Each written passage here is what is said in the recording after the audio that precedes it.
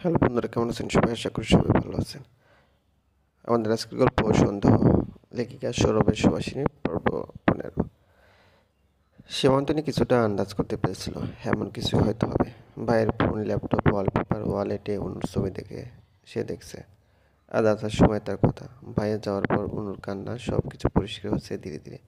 তবে কি অনুকে বিয়ে দিয়ে বড্ড ভুল করে ফেলল? কিন্তু তখন এর থেকে ভালো কোনো উপায় তো জানা ছিল না। ভাইয়া চলে যাওয়ার কয়েকদিন পর ভাইয়া স্পষ্ট জানিয়ে দিয়েছে সে রিমিকে বিয়ে করবে না। রিমি কেন? কাউকেই না। তারপর রিমি এসে বাসায় খুব তামাশা করলো। মায়ের চোখে বিষ হলো অনু, মাঝে মধ্যে মারত। এদিকে অনুর বাবা খোঁজ নিত না, মাসের মাস টাকা পাঠিয়ে দিয়ে দায়িত্ব শেষ। অনু ভেঙে পড়েছিল, অসুস্থ হয়ে পড়েছিল। রাতে মাঝে মধ্যে সীমান্তিনী দেখতো অনু শাড়ি পরে বারান্দায় গিয়ে কারোর সাথে কথা বলছে। ফোনে বললে নর্মাল ছিল, কিন্তু কথা বলতো আকাশের দিকে তাকিয়ে। মায়ের অত্যাচার আরও বাড়ল। তাই তো নীলদের প্রস্থান ফিরিয়ে দেয়নি সীমান্তিনী আর ওর বাবা। সাম্যের কাণ্ড দেখে রীতিমতো অবাক সীমান্তিনী। পরিস্থিতি সামাল দিতে দৌড়ে এগিয়ে যেতে যেতে বলল, আরে আমিও তো আছি, আমাকে ছাড়াই তোমাদের গ্রুপ পুরো হবে না। এই বলে গিয়ে জড়িয়ে ধরল ওদের। কিছুক্ষণ পর সাম্যকে বলল, ভাই কি হচ্ছে কি? এটা অনুর শ্বশুরবাড়ি, আর মেজো ভাই দেখলে ওকে মেরে ফেলবে। অনু অনুভূতিহীন হয়ে আছে। দু চোখ খুলে সামনে তাকিয়ে দেখলো নিলয়। ভয় শিউরে উঠল, হাত দুটো মুষ্টিবদ্ধ করে নিল। সীমান্তনী জোর দিয়ে সাম্যকে ছাড়িয়ে নিল। সাম্য এতদিন পর অনুকে দেখে আবেগ ধরে রাখতে পারেনি। কিভাবে পারবে? খুব ভালোবাসে যে তাকে। সাম্য ছেড়ে দিতে অনু চুপচাপ দাঁড়িয়ে আছে। সীমান্তনী সবাইকে পরিচয় করিয়ে দিয়েছিল। কথায় বোঝাচ্ছিল সাম্য এতদিন পর অনুকে দেখে এভাবে রিয়েক্ট করছে কারণ বিয়েতে ছিল না। আর কত কি পরিস্থিতি সামলে নিল। ঠিক তখন অনু দাঁড়ালো থেকে পড়ে যাচ্ছিল। সাম্য নিলয় দুজনেই ধরল। নিলয়ের বাম হাতে অনু পুরোটা ভর ছেড়ে দিয়েছে, সেন্সলেস হয়ে যায়। কিছুক্ষণ আগের আমেজটা হারিয়ে গেছে। অনুর অ্যাটাক এসেছে। যখন খুব টেনশনে থাকে তখন ওর এমন হয়। হাত পা কাঁপবে, সেন্সলেস হয়ে যায়। হঠাৎ শক পাওয়ার কারণে এমন হয়েছে। আশা চেক আপ করে বলল, এখন ঠিক আছে। তবে এমন হলে বেবি অ্যাবর্ট হওয়ার সম্ভাবনা থাকে। রুম থেকে সবাই বের হওয়ার পর নিলয় দরজা লাগিয়ে চুপচাপ বসে আছে। অনুকে কেউ স্পর্শ করুক তার সহ্য হয় না, কিন্তু জানে এখানে অনুর কোনো দোষ নেই। সে পুরোটা সময় দেখেছে। আসবো? আসুন। পরিচয় হয়নি আপনাদের। আমি সাম্য, সীমান্তিনীর ভাই। আমি নিলয়। সম্পর্কে আপনি আমার সম্বন্ধে হন। হ্যাঁ। অনু আমার থেকে 7 বছর ছোট। কখনো ওর মুখে আপনার কথা শুনিনি। হয়তো ওর বাবার মতো আমাকেও স্মৃতি থেকে মুছে দিয়েছে। বুঝলাম না। আর কিছু না। আমি এতটা স্পেশাল নই, তাই জানেন না। আচ্ছা, ডিনার করেছেন? এটা অনুকে দিবেন। ওর জন্য আমার ছোট্ট একটা উপহার। আজ আসি, খুব শীঘ্রই দেখা হবে।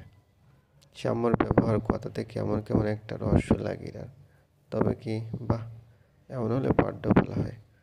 মেজাজ ফুরফুরে হয়ে গেছে। ওয়ার্ডরোব খুলে ওয়াইন বের করলো। আজ তো একটু চলেই প্লে লিস্টে গান ছেড়ে দিল। कैसे कहूँ इसके मेन तेरा कितना हूँ बेताब मैन अनकन से अनकन मिला।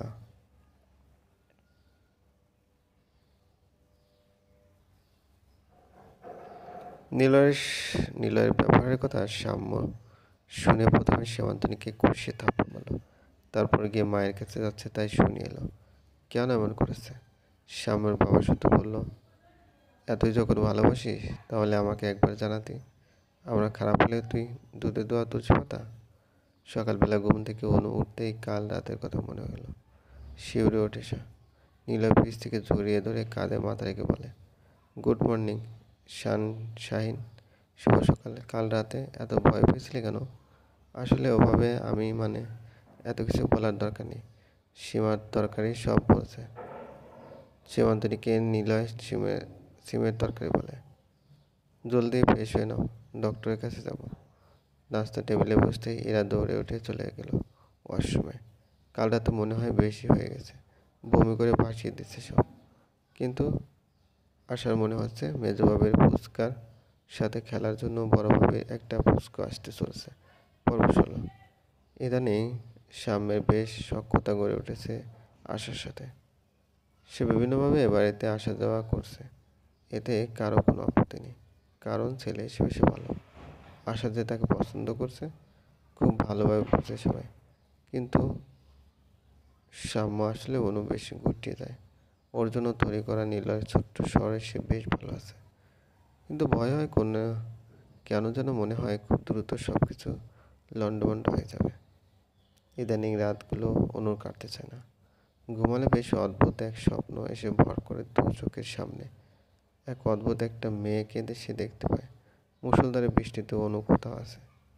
আশপাশে দেখে মনে কোনো ছাদে আছে, বিশাল ছাদ, অনেক উঁচু বিল্ডিং। হঠাৎ অনু রেলিং ধরে হাঁটছে।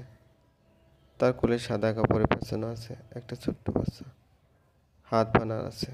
অনু তাকে জড়িয়ে চুমু খায়, তারপর হঠাৎ সেখানে থেকে পড়ে যায়।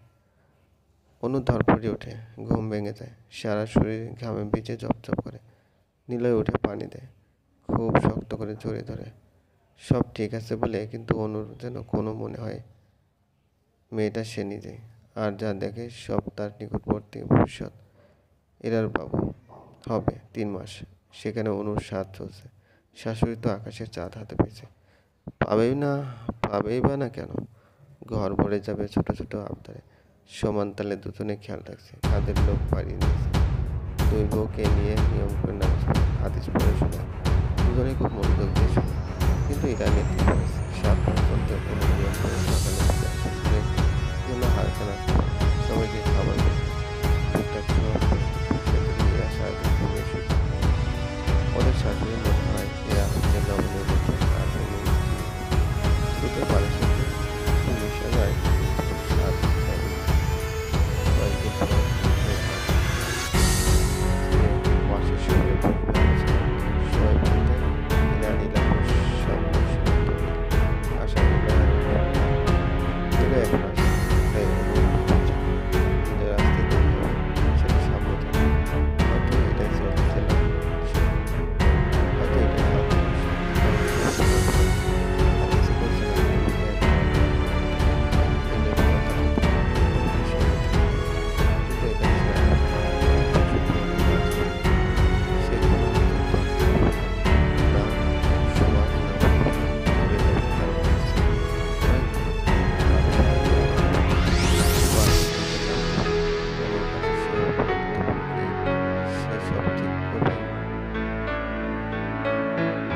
সবাই আড্ডা বসেছে।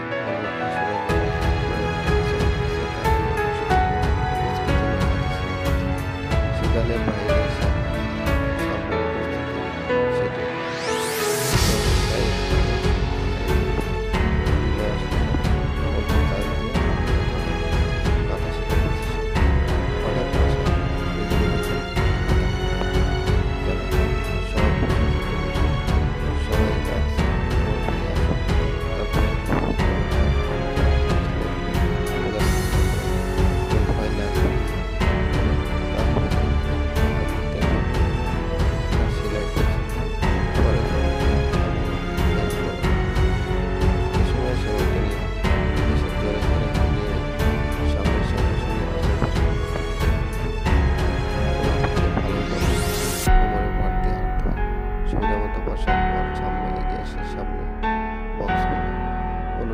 ছানা পড়া কুচি কুচি করে একটা কাটা কচি কাঁঠাল, তেঁতুল, শুকনো মরিচ আর কিছু সীমান্ত নিয়ে কাঁঠাল মরিচ, লবণ মরিচ আর তেঁতুল দিয়ে মাখিয়ে অন্য আকাশে চাঁদ